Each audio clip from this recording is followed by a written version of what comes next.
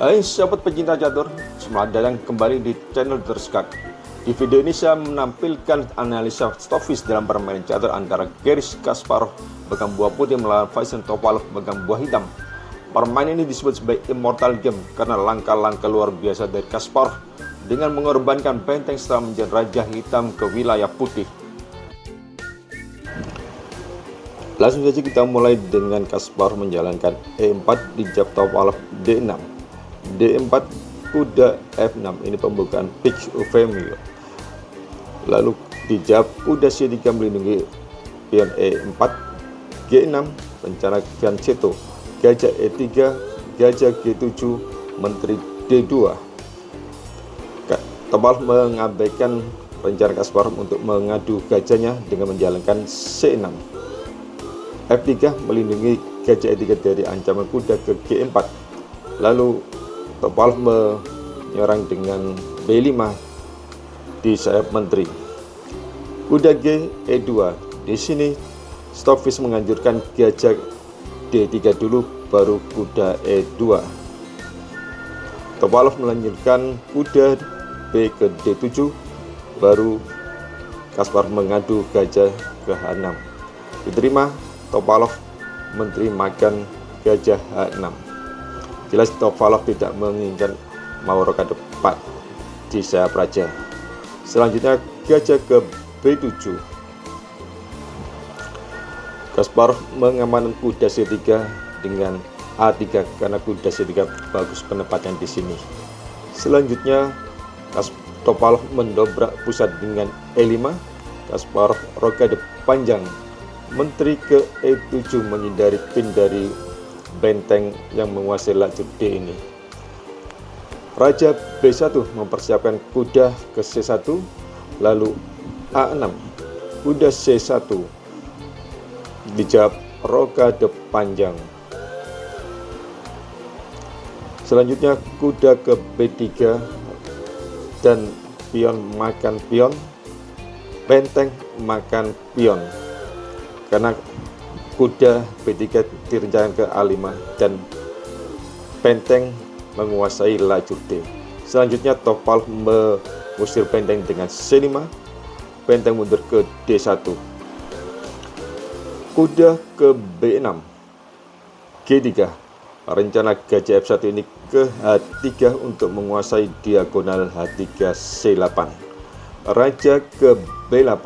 Sesuai rencana kuda ke A5 untuk menukar dengan gajah B3 sebagai pemertahan raja hitam. Jelas Topalov menghindari dengan gajah ke A8. Bagaimana jika dia mengabaikannya dan menjalankan benteng A ke E8? Maka Kasparov bisa mendobrak dengan A4, B4 dan gajah makan pion A6. Jelas tidak bisa dimakan karena ancamannya kuda ke C6 akan mendapatkan menteri E7. Lanjutkan B makan kuda C3 dan kuda makan gajah, ancam benteng ke D7. Kuda kembali ke A5 untuk mengancam ke C6, raja ke C7, gajah ke B5 dan putih mendapatkan materi karena ditukar gajah dengan benteng. Kita lanjutkan, Kasparov menjalankan gajah H3 untuk menguasai diagonal H3 C8. Topalov menjawab dengan D5. Dia berani membuka sayap menteri sehingga rajanya semakin tertelanjangi. Akibatnya Kasparov menghukumnya melalui serangkaian langkah menteri F4 cek, raja ke A7, benteng H ke E1 dan Topalov menutup dengan D4. Kuda bukannya mundur tapi malah maju untuk membuka permainan. Kuda B makan kuda, E makan kuda, ancam menteri dan ke D6. Di sini Kasparov menjalankan benteng makan pion D5. Langkah fantastis sehingga permainan ini disebut sebagai immortal game-nya daripada Kasparov. Topalov menerimanya dengan pion makan D5, dan langkah sisipan yang bagus adalah benteng ke E7, bukan menteri makan pion D4, karena akan dijawab dengan menteri ke D6 dan tidak jadi menang, malah bisa kalah. Selanjutnya Topalov menjalankan raja ke B6.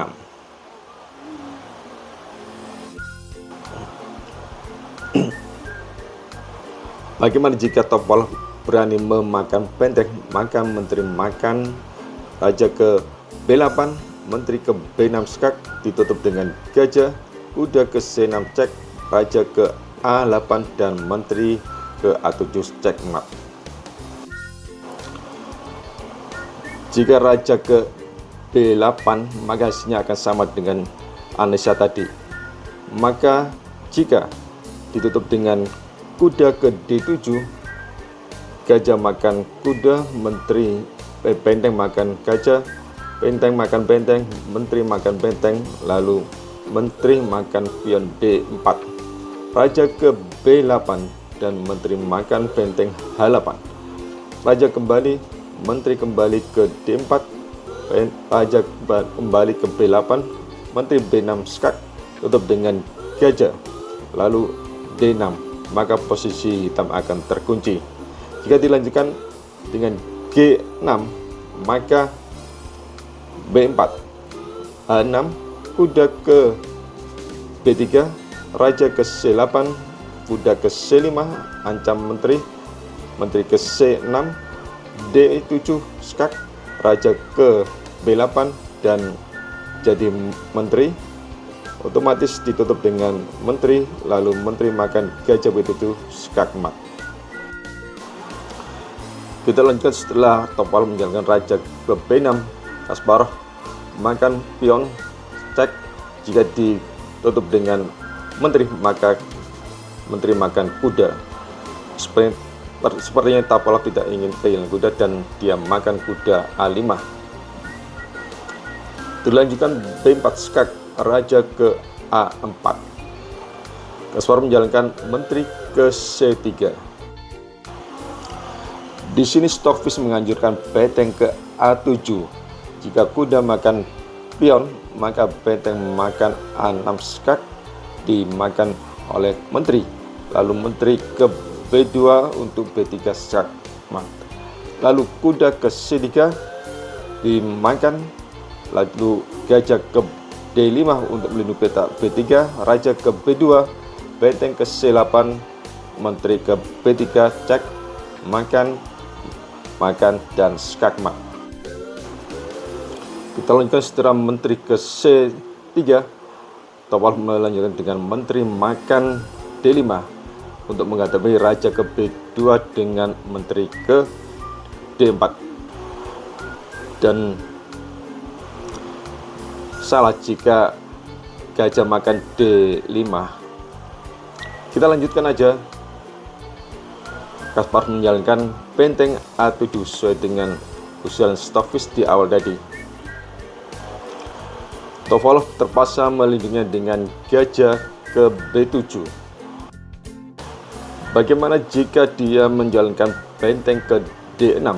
Maka raja ke B2, menteri ke D4 sekarang sudah tidak efektif karena dimakan dan benteng makan A6 cekmat.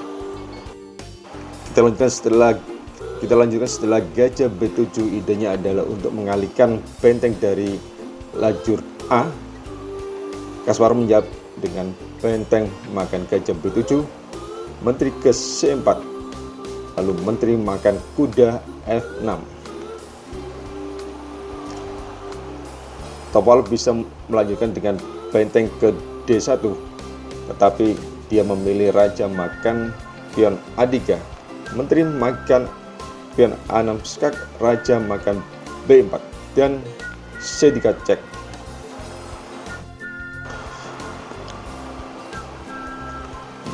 Jika menteri makan pion, maka menteri makan cek, raja ke A3, menteri ke A6 cek, tutup, dan menteri makan menteri cekmat.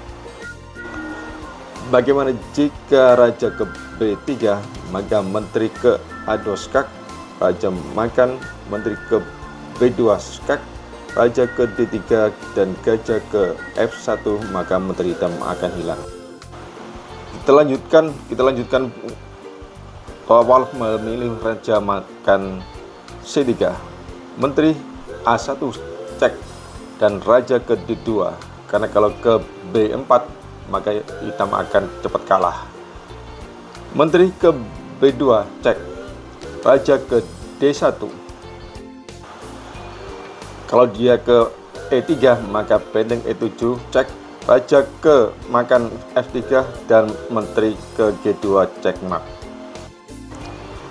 Pada posisi ini Topalov merasa sudah aman, tapi apa yang dilakukan oleh Kasparov yaitu gajah ke F1, langkah sangat mengejutkan bagi dia.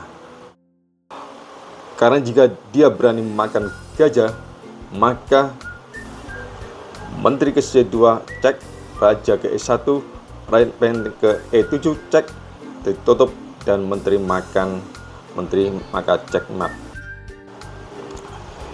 Di sini Topalov menjalankan benteng ke D2 dan langkah luar biasa lagi dari Kasparov adalah benteng ke D7 dimakan, maka gajah makan menteri, pion makan gajah, menteri makan benteng, benteng ke D3, menteri ke A8. Sudah di sini sudah menyerah harusnya. Tapi baik, kita lanjutkan aja.